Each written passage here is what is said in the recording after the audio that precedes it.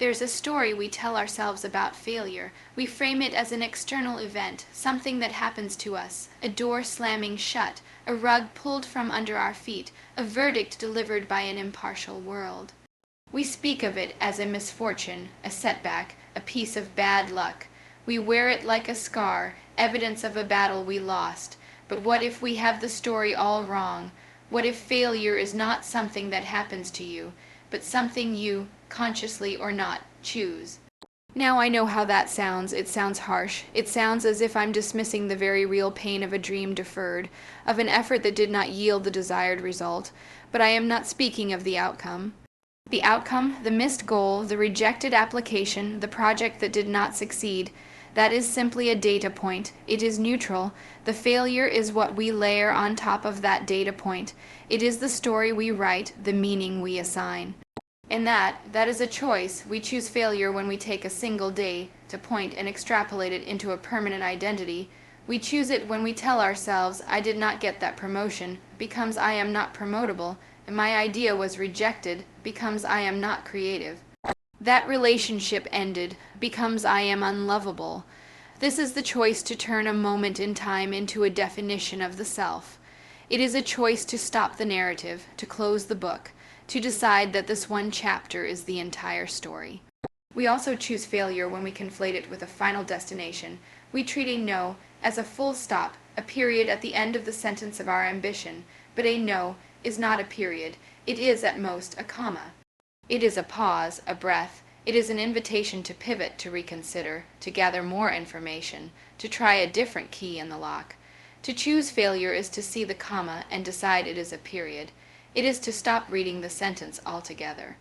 We are conditioned to perceive failure as an external force, a brick wall we run into, a storm that washes away our plans, a verdict handed down by a cruel and impartial world.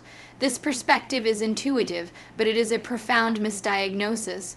It places the locus of control outside of ourselves, making us passive recipients of misfortune. The critical shift in understanding arrives when we realize that the event itself, the project that missed its mark, the proposal that was rejected, the goal that was not met is neutral. It is a simple data point in the complex equation of our lives. It has no inherent meaning. It just is. The meaning is something we generate. This is where the choice lies. Failure is the story we choose to tell about that data point. It is the narrative we construct in the fertile, vulnerable space between the event and our reaction to it. One person might experience a career setback and weave a story of humiliation and permanent ruin. Another might experience the same event and craft a story of liberation, a necessary redirection toward a path better suited to their talents. The raw data is identical. The stories, the chosen failures or successes, are entirely different. This narrative making is a powerful, often unconscious, act of authorship. We are all storytellers by nature, constantly crafting the epic of our own lives when we label an event a failure. We are not describing an objective truth. We are writing a dramatic plot twist where the hero is defeated. We are choosing a genre, tragedy, and committing to its conventions. We begin to select subsequent events that reinforce this chosen narrative, ignoring evidence that might point toward a different, more hopeful genre, like a redemption arc or a heroic journey. This is why two people can undergo identical setbacks and emerge with radically different outcomes. One chooses the narrative of failure, which becomes a self-fulfilling prophecy. It drains their energy, narrows their perspective, and convinces them to abandon the quest. The other chooses a narrative of learning.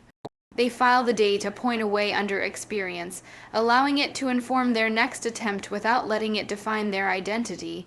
The event didn't fail them. They simply refused to fail the event by misinterpreting its message.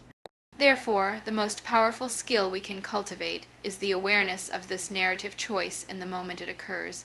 It is the practice of catching ourselves as we begin to draft the story of our defeat. It is the conscious decision to put down the pen of tragedy and pick up the pen of the curious investigator. Instead of asking, why does this always happen to me? We can learn to ask, what is this trying to show me? What new variable has been introduced? How does this change my understanding of the problem?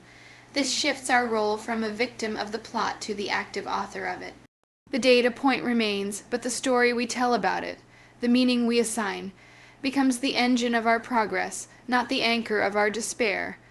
We possess a remarkable, yet often destructive, cognitive shortcut, the tendency to collapse a single event into a permanent identity. This is the alchemy by which a momentary outcome is transformed into a seemingly unchangeable truth about who we are. It is the choice to take a snapshot and declare it the entire film. When we do not get the job we wanted, the swift and painful narrative is not "my interview skills need work," or "the fit was not right," but the sweeping, definitive statement, "I am a failure." This is the core of the choice. We are selecting a label from the shelf of our identity and gluing it on, often with the permanent adhesive of shame. This choice to internalize an event is a form of storytelling that seeks premature closure. The human mind craves resolution and clear categories. An ambiguous outcome, a no, without a satisfying reason, is psychologically uncomfortable. It leaves us in a state of uncertainty. By converting that uncomfortable event into a solid identity, I am unhaveable, I am a bad partner, I am not a real artist, we provide our own bleak resolution. We trade the anxiety of not knowing for the despair of believing we do know, and that the knowledge is damning. It is a tragic bargain, a choice for a certain kind of painful peace over the messy, uncertain work of growth. This process of identity collapse is profoundly limiting because it operates as a self-fulfilling prophecy. Once we have chosen the identity of someone who fails, we begin to unconsciously seek evidence to confirm it. We approach new opportunities with a hidden reluctance, a subtle expectation of defeat that often ensures that very outcome. We become afraid to try, not because of the event itself, but because of the crushing weight of the identity we have attached to it. The initial data point becomes a gravitational force, pulling all future possibilities into its orbit and distorting them to fit the chosen narrative of the self. The alternative to this is not to ignore the data point, but to hold it lightly. It is the conscious choice to say, "I experienced a rejection," rather than "I am rejectable." This is a subtle but monumental shift in language, and more importantly in consciousness. It creates a critical space between the event and the self. In that space, agency is born. You are no longer the failure. You are a person who encountered a setback. This distinction is everything. It allows you to examine the event objectively, to learn from it, and to move forward without carrying the heavy chains of a negative identity. You are not defined by what happens to you, but by how you choose to interpret and respond to it. The event is a moment in time. The identity you choose is the story that can last a lifetime. We approach our goals and ambitions as if we are writing a single, unbroken sentence. We imagine a straight line from intention to achievement, a flawless declaration that ends with a perfect, satisfying period. A setback, then, feels like a grammatical error, a mistake that ruins the entire sentence, forcing us to crumple up the paper and start over. This is why a rejection letter, a missed deadline, or a lost competition can feel so absolute. We interpret it as a full stop, a final punctuation mark that ends the narrative of that particular dream. But this is a fundamental misreading of life's grammar. A no, a setback, a disappointment, these are not periods. They are punctuation marks of pause and redirection, most often commas or perhaps semicolons. A comma indicates a brief pause, a moment to catch your breath before the sentence continues. A semicolon connects two closely related independent clauses. It signals that the initial thought is complete in itself, but the story is not over. A new connected idea is about to begin. Choosing to see a setback as a period is an act of narrative surrender. It is deciding that the story is over. You read the sentence, "I applied for the job and did not get it," and you place a period at the end. The book is closed. The alternative, more courageous choice is to pick up your pen and place a comma instead. The sentence now reads, "I applied for the job and did not get it." And in that space after the comma, everything remains possible. The next clause is yours to write, "So I reached out for feedback," or "which led me to discover a different opportunity," or "and I realized my skills were better suited for another path." This shift in punctuation is a shift in power. When you choose the comma, you reclaim your authority as the author of your life. You acknowledge the reality of the setback without granting it the final word. You understand that the narrative arc of any meaningful endeavor is long and complex, filled with dependent clauses, parenthetical asides, and the occasional dramatic em dash. A single piece of punctuation does not define the entire story, it merely shapes its rhythm and flow. The period represents a fixed mindset, a belief that your abilities in your story are static and cannot evolve beyond this point. The comma and the semicolon, however, are the punctuation of a growth mindset. They are grammatical representations of the word yet. I didn't succeed, yet. I haven't found the right path. Yet, the sentence is still being written. The choice, then, is not about what happened to you, but about the punctuation you use to frame it. Will you grant a temporary setback the absolute power of a full stop, or will you have the wisdom and the courage to insert a comma, take a deep breath, and continue writing your story? The moment after a setback is a sacred, volatile space. It is a threshold between two possible futures. In one direction lies resignation, the quiet, heavy path of accepting the outcome as a final verdict.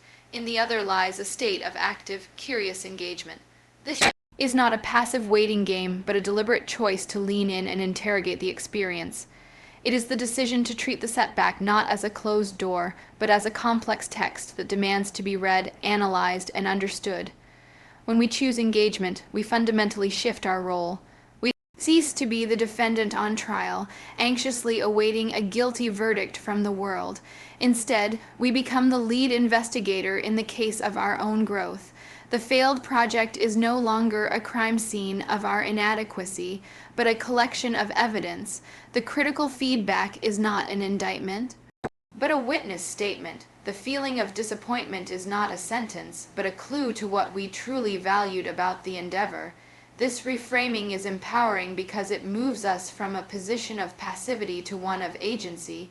We are not being acted upon, we are acting, we are gathering data.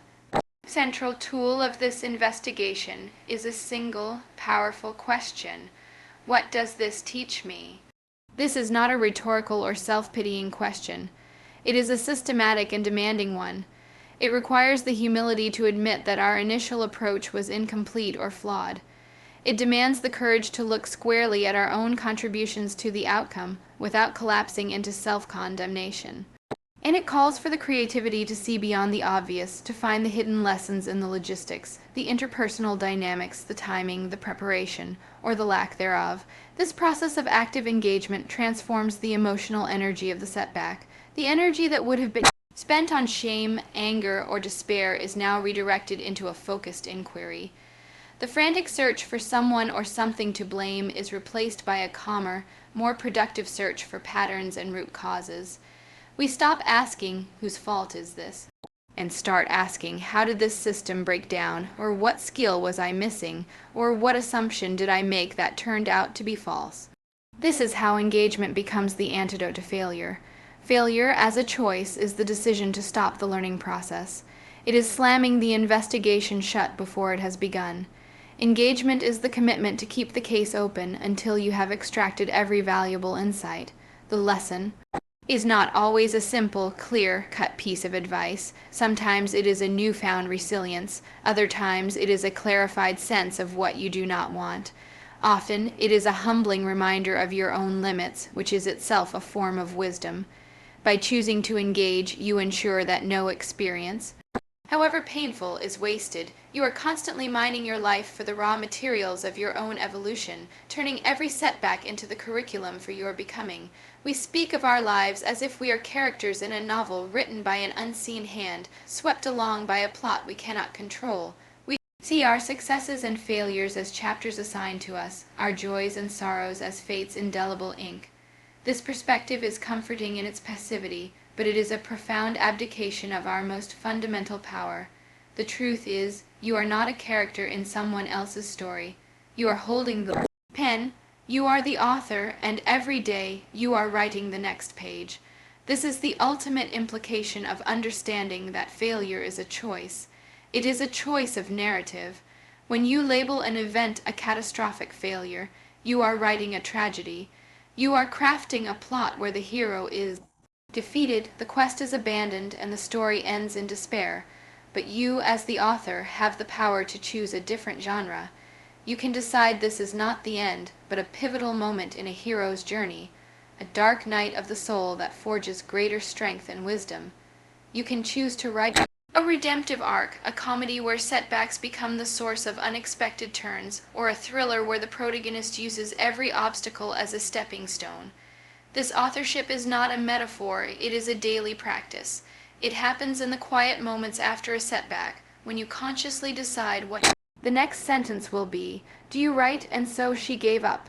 Or do you write, "and so she began again, this time with a new understanding, the raw material"? The rejection, the mistake, the loss is the same, but the narrative you build around it is yours to create. This is why two people can't experience identical hardships and emerge with completely different stories. One writes a tale of victimhood, the other a memoir of resilience. The power of this authorship lies in its liberating responsibility. It means you can no longer blame the plot for your character's stagnation. Setting the other characters the unexpected twists. These are the givens of your narrative, but how your protagonist responds, what they learn, and how they grow is entirely up to you, the writer. You have the final edit. You can choose to dwell on the antagonist's cruelty, or you can choose to focus on the protagonist's developing courage. You can write a single setback as the climax of the story, or you can frame it as an inciting incident that launches the real adventure. Therefore, the most important question you can ask when faced with a difficult outcome is not "why did this happen to me," but "what story will I tell about this?" This shifts your focus from seeking external explanations to exercising internal creation. You are no longer a passive recipient of a storyline. You are its active architect. The choice to turn the page is not an act of avoidance, but an act of narrative courage. It is the decision to believe that the most compelling chapters are yet to be written, that a temporary setback is merely a compelling plot point, and that you hold the power to write your way toward a meaningful and triumphant ending. The pen is in your hand. What will you write next?